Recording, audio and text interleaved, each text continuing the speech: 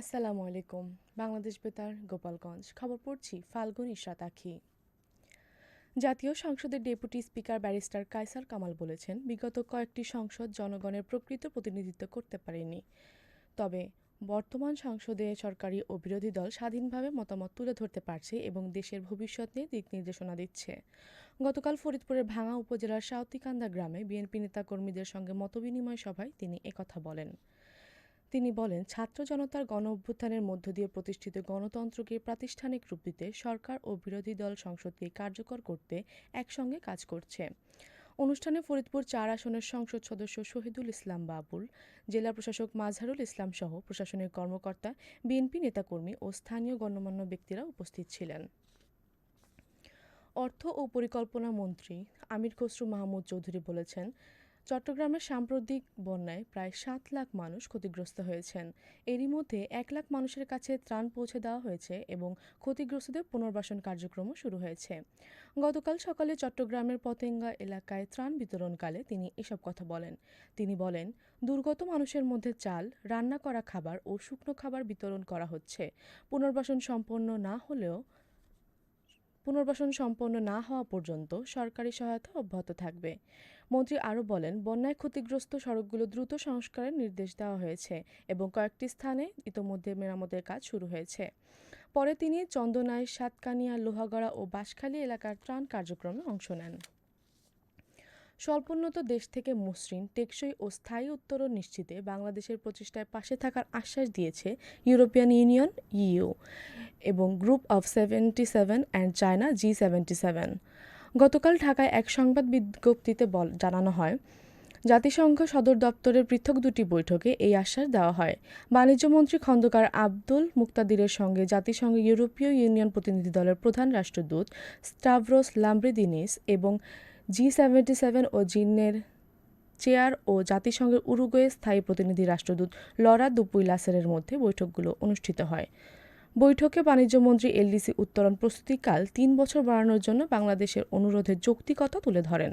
তিনি বলেন, দেশ এখন অর্থনৈতিক ও রাজনৈতিক রূপান্তরের মধ্য দিয়ে যাচ্ছে। বৈশ্বিক অর্থনৈতিক অনিশ্চয়তা ও জ্বালানি সংকটের মধ্যে এসব চ্যালেঞ্জ মোকাবেলা করে ব্যাপক কাঠামোগত সংস্কার সুসংহত করতে বাড়তি সময় প্রয়োজন। তিনি সুশাসন জোরদার, আর্থিক খাতের উন্নয়ন, অবকাঠামো সম্প্রসারণ, দেশীয় সম্পদ আহরণ বাড়ানো এবং বিনিয়োগ বান্ধব ব্যবসায়িক পরিবেশ গড়ে তুলতে সরকারের অঙ্গীকারের কথা পুনর্ব্যক্ত করেন। জবাবে ইউরোপীয় ইউনিয়ন ও G77-এর প্রতিনিধিরা বাংলাদেশের সংস্কার উদ্যোগের প্রশংসা করে এলডিসি উত্তোলনের সহযোগিতা অব্যাহত রাখার আশ্বাস দেন। একই সঙ্গে বাংলাদেশ ইইউ মুক্ত বাণিজ্য চুক্তি নিয়ে আলোচনা শুরুকেও তারা স্বাগত জানান। গোপালগঞ্জে সম্ভাব্য বন্যা পরিস্থিতি মোকাবেলায় জেলা প্রশাসনের পাশাপাশি জেলা তথ্য অফিস জনসচেতনতামূলক প্রচার কার্যক্রম জোরদার করেছে। মাইকিং, সড়ক প্রচার, গণমাধ্যম ও অনলাইন প্ল্যাটফর্মের মাধ্যমে বন্যার পূর্ব প্রস্তুতি, নিরাপদ আশ্রয়, বিশুদ্ধ পানি ব্যবহার, স্বাস্থ্যবিধি এবং ডেঙ্গু ও ডায়রিয়া প্রতিরোধে সরকারি নির্দেশনা প্রচার করা হচ্ছে। জেলা প্রশাসন জানিয়েছে, গোপালগঞ্জ সদর, কাশিয়ানী, কোটালীপাড়া, মুকসুদপুর ও টুঙ্গিপাড়া নিম্নাঞ্চলের প্রায় ২০% এলাকা আংশিক প্লাবিত হলেও এখন পর্যন্ত কোনো হতাহত বা নিখোঁজের ঘটনা ঘটেনি। ১৭২টি আশ্রয়কেন্দ্র প্রস্তুত রাখা হয়েছে এবং পর্যাপ্ত ত্রাণ সামগ্রী মজুত রয়েছে। প্রশাসন গুজবে কান না দিয়ে সরকারি তথ্য অনুসরণ এবং প্রয়োজন হলে দ্রুত আশ্রয়কেন্দ্রে যাওয়ার আহ্বান জানিয়েছে।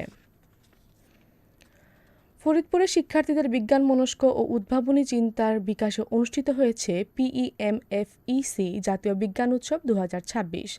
গতকাল সকালে ফরিদপুর উচ্চ বিদ্যালয়ের ঈশান মিলনায়তনে আয়োজিত অনুষ্ঠানে বিভিন্ন শিক্ষা প্রতিষ্ঠানের শিক্ষক, শিক্ষার্থী, অভিভাবক ও বিশিষ্টজনেরা অংশ নেন।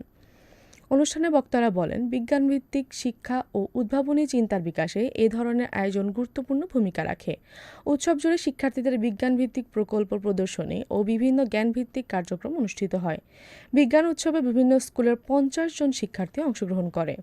পরে ক্যাটাগরিতে মোট ৬ জন বিজয়ীর হাতে সম্মাননা ক্রেস্ট তুলে দেওয়া হয়। সবশেষে আবহাওয়া।